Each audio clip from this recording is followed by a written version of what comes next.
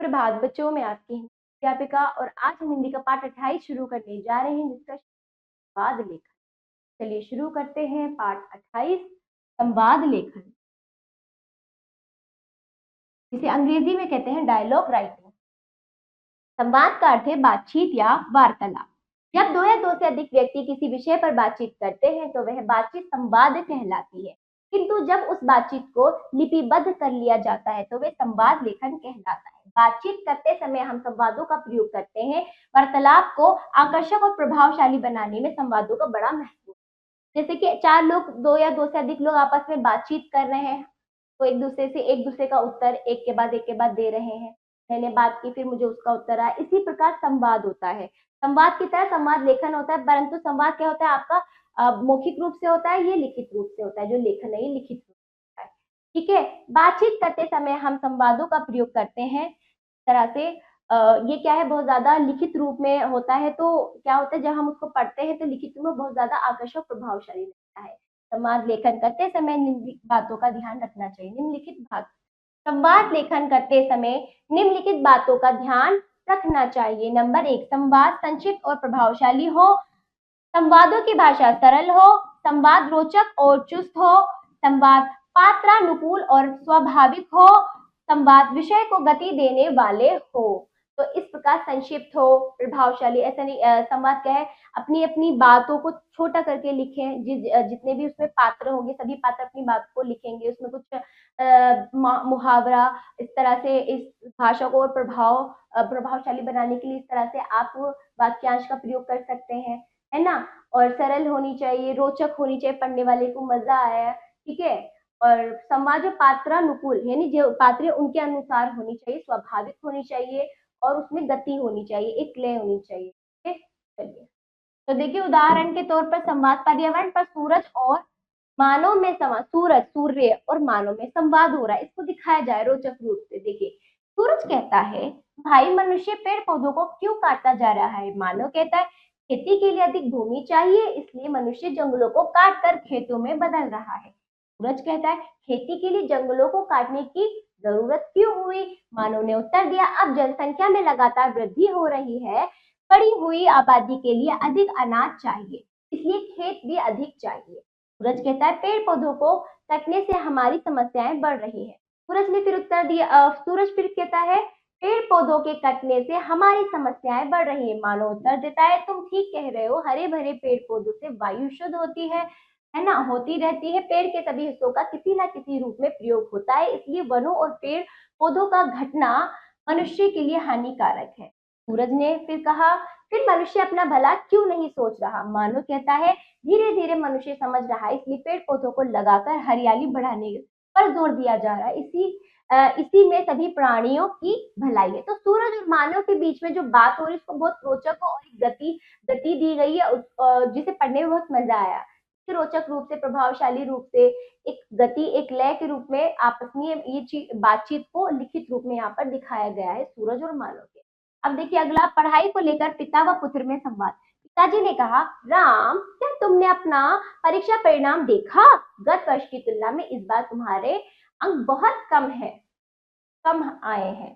ठीक है, राम ने उत्तर दिया, पिताजी इस वर्ष विद्यालय में हुए क्रिकेट मैच की तैयारी में लगा हुआ था, जिसके कारण पढ़ाई पर अधिक ध्यान नहीं दे पाया। पिताजी ने फिर कहा, बेटा तुम तो बड़े होकर डॉक्टर बनना चाहते हो ना, फिर यदि तुम पढ़ाई पर ध्यान नहीं दोगे तो यह कैसे संभव हो सकेगा। राम ने फिर कहा, आप ठीक कहते हैं पिताजी, मैं आपसे वादा करता हूँ कि आज से मैं केवल अपनी पढ़ाई पर ही ध्यान दूंगा और खेलकूद में अपना समय नष्ट नहीं करूंगा। फिर पिताजी कहते हैं, नहीं बेटा, मेरे कहने का तात्पर्य यह नहीं था कि पढ़ाई के लिए तुम खेलना कूदना बिल्कुल ही छोड़ दो।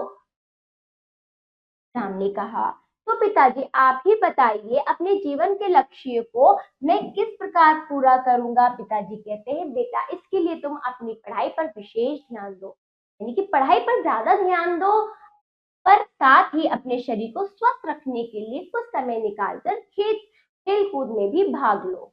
मनोरंजन के साथ साथ तुम्हारा मस्तिष्क तरोताजा रहेगा और पढ़ाई में तुम्हारा खूब मन लगेगा। लेकिन यह केवल तभी संभव है जब तुम पढ़ाई और खेल कूद में सामंजस्य बना रखोगे, यानी कि तुम दोनों को लेकर चलोगे। पढ़ाई को आपको ज्यादा विशेष रूप से देना है, खेल कूद भी आपके लिए जरूरी है।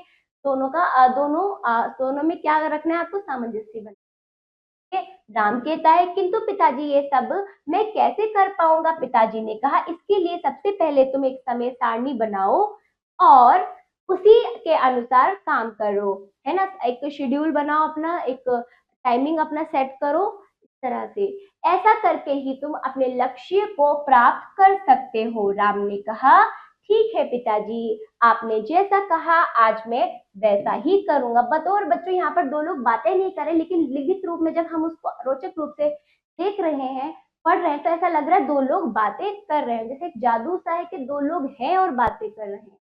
ठीक है, अब एक और देख लीजिए, स्वास्थ्य पर अध्यापक और छात्रों में संवाद। अध्यापक और छात्रों में बातचीत हो रही। अध्यापक कहते हैं मनुष्य के जीवन में स्वास्थ्य का बड़ा महत्व है। स्वस्थ शरीर में ही स्वस्थ मस्तिष्क का निवास होता है। जिसका शरीर स्वस्थ, उसका मस्तिष्क स्वस्थ, उसके सारे काम अच्छे से होंगे। मनु कहता है गुरुजी, अच्छे स्वास्थ्य का क्या अर्थ है और स्वास्थ्य अच्छा कैसे रह सकता है। अध्यापक ने कहा अच्छे स्वास्थ्य का अर्थ है ऐसा शरीर जिसमें कोई रोग ना हो, शरीर में फुर्ती होना और आलस्य बिल्कुल ना होना स्वस्थ शरीर के लक्षण है। ठीक है, राजू कहता है हमारा शरीर स्वस्थ कैसे रह सकता है। अध्यापक ने उत्तर दिया इसके लिए आवश्यक है कि हम अपने शरीर के विभिन्न अंगों से खूब काम लें।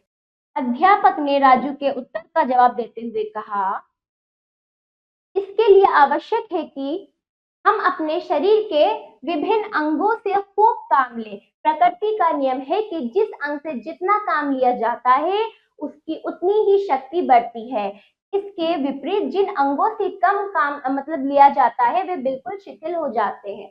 तो हमें परिश्रम करना और एक्टिव रहना, अपने शरीर को गतिशील बनाना चाहिए, है ना। तो इससे क्या होगा, जिस अंग से आप ज्यादा काम लोगे वो उतना ही स्वस्थ होगा। अब रिया कहती है शायद इसीलिए बच्चों से कहा जाता है कि वे खूब खेले, उछल कूद करे और दौड़ लगाए। अध्यापक ने उत्तर दिया हाँ, छोटे बच्चों के लिए शरीर को स्वस्थ रखने के लिए खेल खुद ही काफी होते हैं। बड़े हो जाने पर शरीर को स्वस्थ रखने के लिए नियमित व्यायाम करना आवश्यक होता है।